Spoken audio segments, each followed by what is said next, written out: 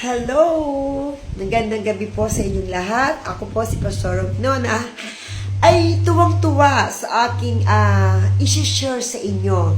Isang malaking himala na ginawa ng Diyos sa aking mga members dito sa Fresh Soul in the Eyes of Jesus, Malolos Chapter, North Highlands Subdivision, Santissima Trinidad, Diamond Drive Street po ang ating lugar, na kung saan ay welcome po ang lahat ng nais tumungo sa aming iglesia. Mapa saan man lugar po kayo, basta kung may sasakyan po kayo at kaya nyo makarating sa aming church, ay everybody is welcome. Lalo na welcome kayo ng buong puso namin kayo tatanggapin saan man sulok kayo ng daigdig. At tayo po ay merong family day. Every last of the month, tayo ay merong pagtitipo na salo-salo together sapagkat kayo ay kapamilya ko, kapuso kay Kristo, at kadugo ni Kristo. Kaya tayo ay dapat magmahala. Ngayon ako ay muling bumabalik sa inyo para ibahagi ang mga nangyayari at nagaganap sa himala na ibinibigay ng Diyos sa aming mga members. Noong first week of January ay inutos sa akin ni Lord na magkaroon kami ng anointing service.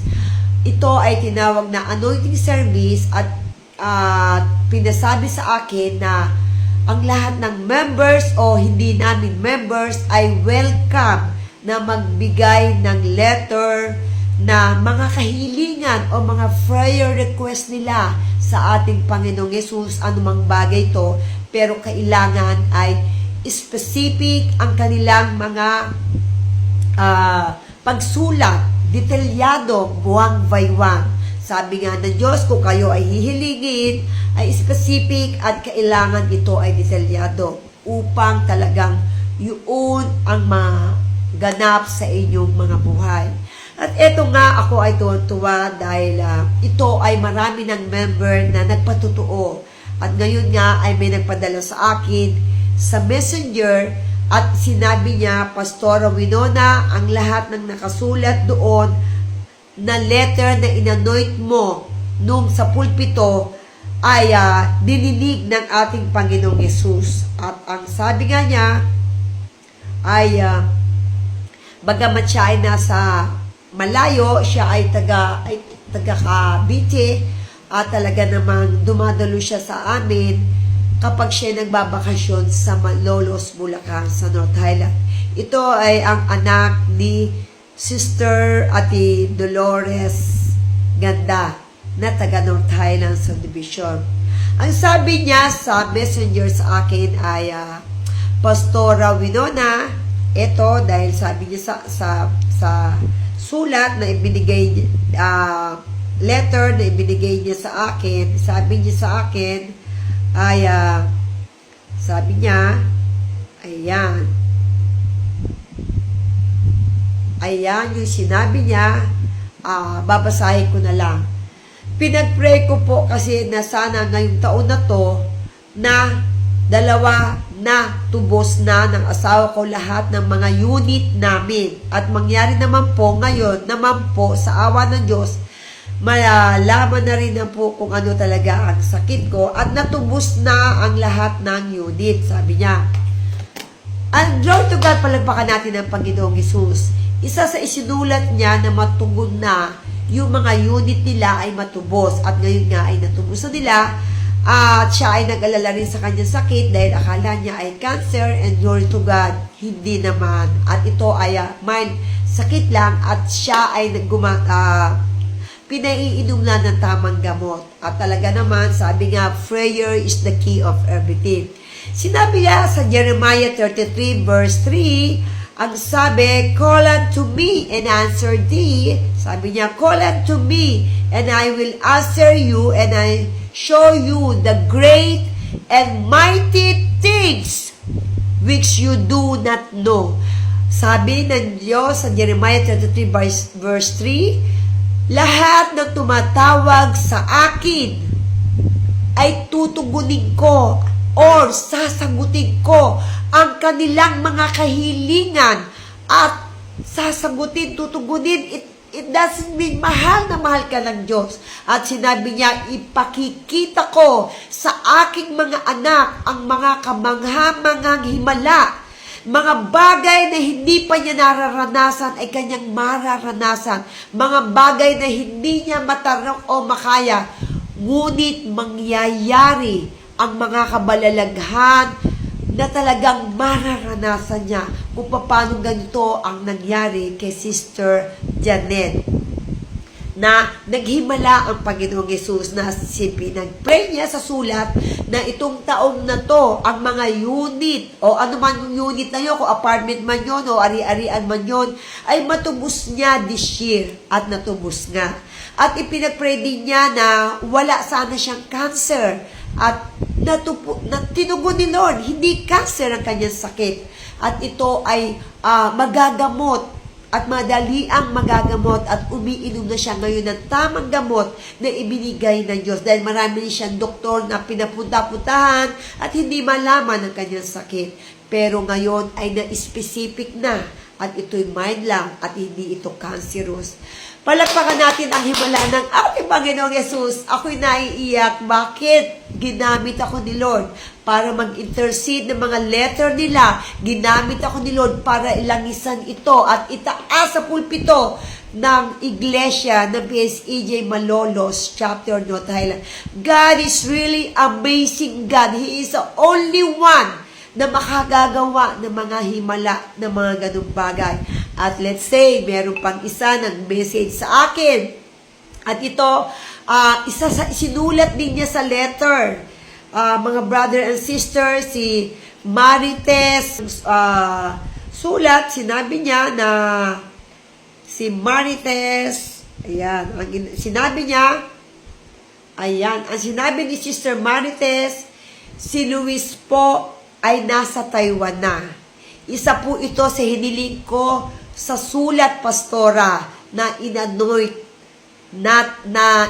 niyo po sa altar nung kami ay nagkaroon kasi kami ng anointing service. Palagpakan natin ang ating Panginoong Yesus. Thank God dahil si Luis na anak ni Sister Marites ay nasa Taiwan na. At isa yon sa hiniling niya na ito'y makalipad at makapunta ng Taiwan. God is really amazing God. Alam nyo ba, ang tao ay talagang ginagamit ng Diyos para mag-intercede, para mag-pray, para magmahal, para damayan ang lahat ng nangangailangan. At isa nga po si Pastora Winona na ginamit niya pangyarihan ng ating Panginoong Yesus ay tunay na magaganap kapag tayo nanalangin at humingi ng mga prayer na nanggagaling sa ating puso. At kung ikaw ay tunay na nananampalataya sa Kanya. Kaya nga ako ay labis na nagpapasalamat sa ating Panginoong Hesus na dininig niya ang ating mga prayer letter na inanoint ni Pastora Winona na ako ay ginamit bilang instrumento sa mga himala na siyang kikilos sa mga panalangin na mga liham nila na in-intercede natin na nilangisa sa altar ko nung first Sunday ng January. Yun na tinawag namin anointing service. Dahil binigyan tayo ni Lord ng kapangyarihan, ng anointing, ito ay dapat ginagamit. When you lay hands unto God, talagang kikilos si Lord sa ating mga kamay at ang kapangyarihan niya ay dadaloy sa ating pananalangin. At yun nga ay pinagpapasalamat ni Sister Marites ng Taiwan ang kanyang anak. At ngayon nga ay ando na ang kanyang anak at tunay na siya ay nagpapasalamat dahil iningatan ang kanyang anak sa pagpunta sa abroad. Talaga naman, God is with us at patuloy na siya rin ang nagbigay ng financial support sa kanyang anak. Glory to God. Kaya tayo ay lagi magpagamit. Anumang kahilingan ng ating mga kapatid, huwag tayong hindi. Anumang prayer request man yan, ay lagi nating idulog. Din sa anak ni Ate Sonia Abad, na siyang nag-message din sa akin na, Pastora, paki-pray ang aking mga apo. at sumasakit ang tiyan at dinala nila sa doktor, hindi malaman kung ano yung nasa tiyan, ngunit lahat naman ng ng doktor ay malinis at hindi manite ang pananakit ng tiyan ng kanyang mga apo. At salamat dahil alam ko at nanampalataya ako, pinagaling na ni Lord ang kanyang mga apo. Sabi nga, kapag tayo'y nananalangin at merong isang kapatiran na taus-pusong nananalangin din sa kanilang mga kahilingan, ito ay diringgin ng ating Panginoong Yesus.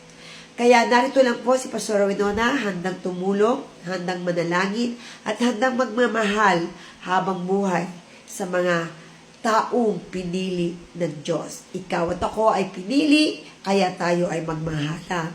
Shout out sa lahat ng taga Plaridel, Bulacan, sa mga taga Roca Village, sa Pamilya Reyes, shout out sa Pamilya Galvez na taga Plaridel din. Shout out to all of you. At shout out din kay Ate Baby na lahi ng Siya. Shout out din. Ayan. Maraming salamat sa inyo sa pag-respect sa akin at patuloy na pagmamahal sa inyong lingkod. Shout out din syempre sa mga OFW all over the world. Shout out to all of you at lagi ko kayo pinagpe-pray every Sunday. Lahat ng OFW sa amang bansa at sulong daigdig ka, mahal kayo ni Pastora Winona.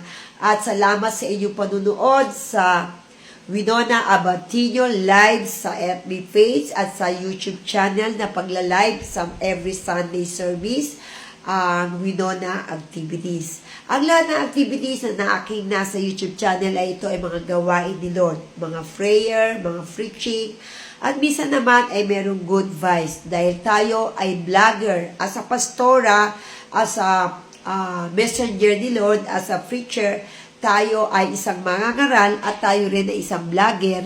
Tayo isang artist, model, and dancer, and singer. At tayo rin ay manananim. Lahat po ng ating activities ay para sa Diyos at para sa kalulatian lamang ng ating Panginoon Jesus. At welcome po kayo manood ng live sa Precious Soul in the Eyes of Jesus, Malolos chapter. At ito ay matatagpuan nyo sa Malolos, North Highlands Subdivision, Santissima Trinidad, Diamond Street. Welcome po kayo lahat. Basta kayo ay may sasakyan, kahit malayo ang inyong lugar, ay welcome po kayo sa aming iglesia. Dahil dito ay walang denomination, ang lahat ay tanggap. Ang lahat ay dapat mahalin. Buong puso at buong kamay namin kayo tatanggapin. Ang inyong likod na si Pastor Winona Abadillo at ang aming pastor na si Pastor Rolly Tino na mahilig sa basketball. At lahat ng mga katim niya na basketball players sa Grand Royal, Santissima Trinidad, sa Plaridel, all over lugar na kanyang pinagbabasketballan, ay welcome po kayong dumalo. Kahit kayo ay mga kalalakihan, remember, ang kalalakihan ay pinili ng Diyos sa kanyang ubasan. Babae man o lalaki man ay pinili. Lahat tayo ay pinili. Lahat tayo ay dapat kumilos at maglingkod sa ating Panginoong Yesus. Sapagkat ang buhay mo at buhay ko ay para sa Diyos. Pinili ka ng Diyos para sa kanyang ubasan. Pinili ka ng Diyos para magmahal sa maraming tao. Pinili ka ng Diyos para ipanalangin ang lahat ng taong pinili niya. Ikaw at ako ay servant ni Lord. Kaya, you are become a pastor someday, and missionary someday, and teacher someday. Gagamitin ka ni Lord sa kanyang gawain. Kaya welcome po kayo. Ang family day po namin ay every last of the Sunday. Every last of the month, Sunday service, ay welcome po kayo lahat. Kami po ay merong pagtitipon-tipon. After service ay meron kaming potluck at ito ay tinawag namin Family Day.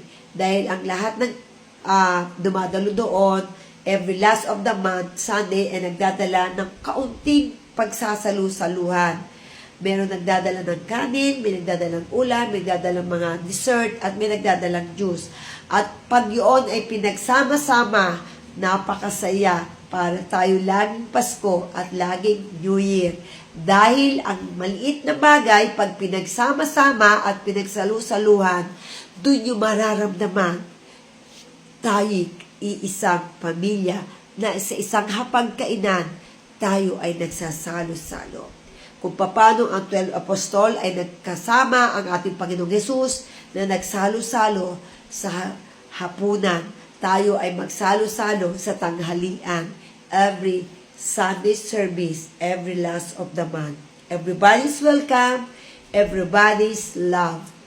Love lang ang susi ng lahat upang tayo ay gumanda ang buhay at maging masaya habang buhay sapagkat happy life is long life at syempre love is the key of everything para gumanda ang mundo na ating ginagalawan sapagkat ang pag-ibig ng Diyos ay nasa puso, nasa isipan at nasa ating ginagawa araw-araw.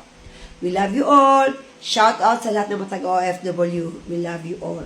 Thank you sa panonood nyo ng live sa Winona Abatinho MB Page Live at Winona Activities, my YouTube channel. I am a vlogger. I am pastora at businesswoman and